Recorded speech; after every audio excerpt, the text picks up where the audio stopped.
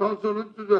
అబ్బా ఎన్నికల ముందు ఈ సంవత్సరకాలం నేను చూశాను ఎన్నో ప్రెస్ కాన్ఫరెన్స్ లో వైసీపీ వచ్చి భూములు తీసేశారు, ఇక్కడ వైసీపీ వచ్చి టీడీఆర్ లో డబ్బు కొట్టేశారు, వైసీపీ అధికారంలో వచ్చి చేశారు. ఏది మరి సంవత్సరాల అధికారులు మీరే ఉన్నారు కదా, మరి చెప్పండి పేర్లు, చెప్పండి, రికవరీ పెట్టండి, చేసే వాళ్ళని శిక్షించండి.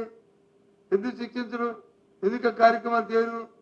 రేపు ఉదయం లెటర్ తయారు చేశాను ముఖ్యమంత్రి గారికి, చీఫ్ సెక్రటరీకి, అందరికి కలిసి మీకు లెటర్ రిలీజ్ చేస్తారు రేపు ఆ విషయాన్ని. ఇక్కడ జరుగుతున్న భూభాగత్వం, ఈ రాష్ట్రంలో పరిపాలన లేదు, డొల్లతనం బయటపడిపోతుంది. సంవత్సర కాలంగా ఇచ్చిన వాగ్దానాలని నెరవేర్చడంలో విఫలమయ్యారు, అవి చేయాలనే చిత్తశుద్ధి లేదు. సుమారు 1,30,000 కోట్ల రూపాయలు 50 నుంచి 50,000 కోట్ల వరకు అప్పు తీసుకొచ్చారు. 1,50,000 కోట్లు అంటే మాట్లాడండి.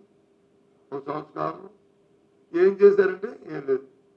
మాటలు చూస్తే మాత్రం గొప్ప, ఊరు చూస్తే దెబ్బ. ఎంత మాట. రెవెన్యూ ఆఫీస్కి వెళ్తే అసలు ఆఫీసర్లే అలాగే ఆయన వెళ్ళి కలమ్మా అని చెప్పే పరిస్థితి. మీకు బాధ అనిపించలేదా? తెలిస్తే సిగ్గు అనిపించట్లేదా నాయకులకి? పూర్తిగా కూడా ఈ పరిపాలన మీద ఆక్షేపిస్తున్నా. పరిపాలన లేదు, స్టాండర్డ్స్ అయిపోయింది, డొల్లతనం కనిపిస్తుంది. ఏ వర్గం కూడా సుఖంగా సంతోషంగా లేదు. ఉదాహరణతో చెప్తున్నా, ముఖ్యంగా రైతులు అయితే చాలా ఇబ్బంది పడుతున్నారు. సామాన్య ప్రజానికానికి 5,000 నోట్లోకి వెళ్ళే కష్టంగా ఉంది.